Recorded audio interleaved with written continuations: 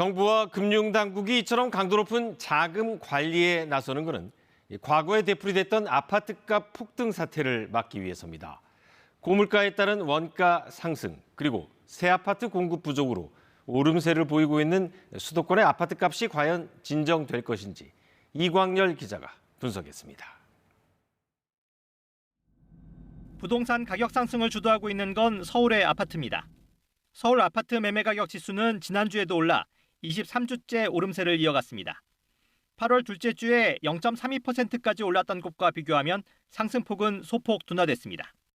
상승세는 지속이 되고 있지만 그동안의 가파른 가격 상승세에 대한 피로감이 누적이 되면서 상승폭은 조금 축소가 됐습니다.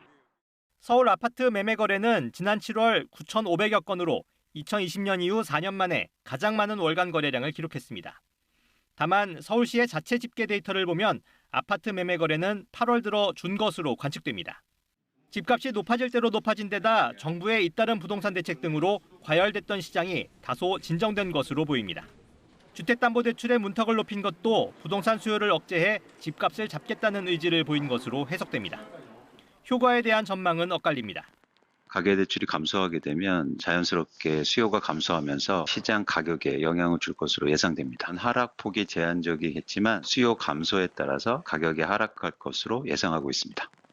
실수요자 중심으로 부동산 거래가 이루어질 가능성이 높도록 유도하는 것이기 때문에 거래 건수는 종전보다 줄어들 수 있겠지만 거래 가격 자체는 지금의 추세대로 조금씩 상승할 가능성이 높다고 할 수 있습니다. 전문가들은 본격적인 효과는 추석과 가을 이사철 이후 나타날 것으로 기대된다며 한두 달 추이를 지켜본 뒤 추가 대책을 강구해야 할 것이라고 주문했습니다. KBS 뉴스 이광열입니다.